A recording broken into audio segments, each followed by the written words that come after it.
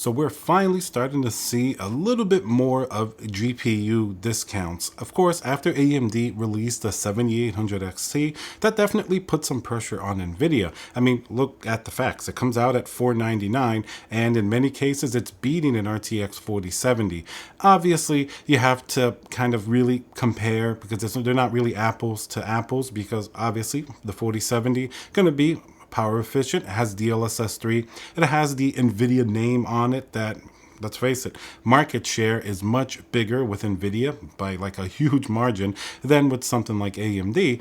But the value that the 7800 XT provides, definitely it's there. I mean, it's a pretty good GPU. Maybe ray tracing is not quite up to par, but in terms of just a good GPU for like 1440p, certainly it makes a pretty good argument. And now let's hear a word from our sponsor, VIP-CDKdeals.com, a Windows 10 Pro CD key. Add to cart, you put in code CC20. This will also work on Windows 11. You want to go into your settings in Windows, change and adjust your CD key, click activate, and now let's go back to the video. Now, the sales that I'm talking about, first, these I found on Newegg, which is good because it's more available to much more people around the US. I know sometimes I'll talk about Micro Center where it's more of like a select audience, but Newegg, people can get it shipped pretty much in a lot of places. So what they dropped the 4070 down to $549, which of course is not quite enough. But then they had an additional coupon. I think it's like for 10% zip it or something like that I saw.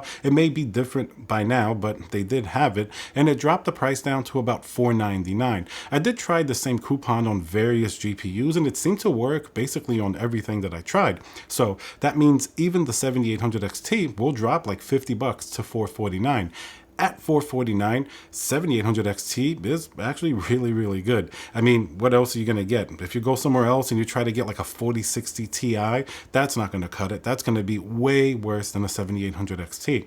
Now, the biggest question here is if you see a 449 7800 XT or a 499 4070, that becomes a little bit more complicated.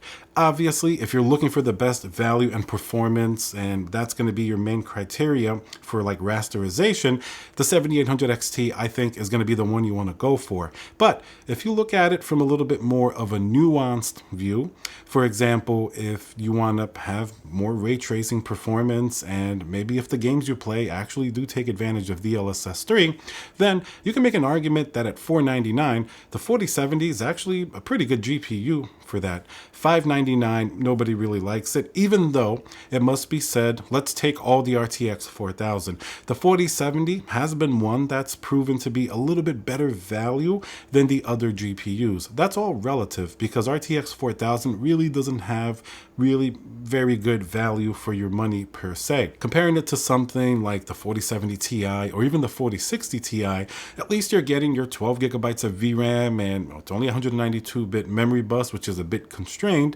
but overall for 1440p, it's a pretty good GPU.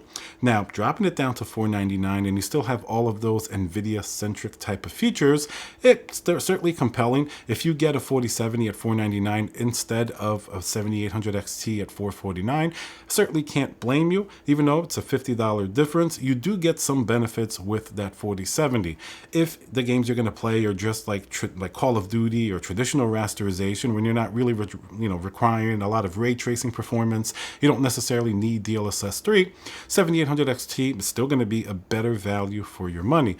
Remember, AMD did release FSR 3. I mean, it's only 2 games for now, Immortals of Avian, and then, of course, Forspoken. 2 games that, I've kind of played through them. They're not really, the best games. Immortals of Avian is a little bit better. The FSR 3 implementation feels a little funny. I mean, I'll be honest, I do like DLSS 3, and especially in Immortals of Avian a little bit more with frame generation. The AMD one still feels a little bit choppy to me. It's not perfect, but this is just their first iteration. And I guess the good news is that's going to work on basically, almost every GPU. While DLSS 3, you need to specifically have an RTX 4000. So those are probably the main GPUs that a lot of people are going to be interested in. Obviously, you can still get a discount on the lower tier GPUs as well. If you're taking a look under $300, like a 4060 versus a 7600, obviously this price point gets a little bit sketchy because you could look at last generation, maybe like a 6700 or 6750 XT. Those still provide pretty good value, but 4060, certainly like the 4070, isn't the worst value amongst the GPUs, especially if you can get it closer to like 270, 250. When I picked up a 4060, I got it for 279, and that was before any of these sales. If you're lucky enough to get it a little bit cheaper, like around 250, I would say 4060 is definitely not too bad. Certainly has some advantages over even the 7600. Of course, it's going to be more Nvidia centric, so those people that like Nvidia are off the bat going to like it a little bit more. But DLSS 3, once again, is still a decent argument, especially at that level. Even though at 1080p, DLSS 3 isn't the best. Usually at 1440p, it's certainly going to look better and perform better, but it can still give you some extra frames and perform decently in certain games. I've played with a 4060 at 1440p, and if you tweak the right settings, it's definitely fairly doable. And the GPU, while not really a big leap over last generation, certainly is one of the cheapest ways to get into this next generation without costing an arm or a leg, like going up to the 4070 or 4070 Ti. Another interesting thing, power efficiency. Once again, Nvidia really wins this generation. 4060 is just going to be more power efficient. You may be thinking, so what? You save a few dollars versus an equivalent AMD GPU that may be sipping up a little bit more power.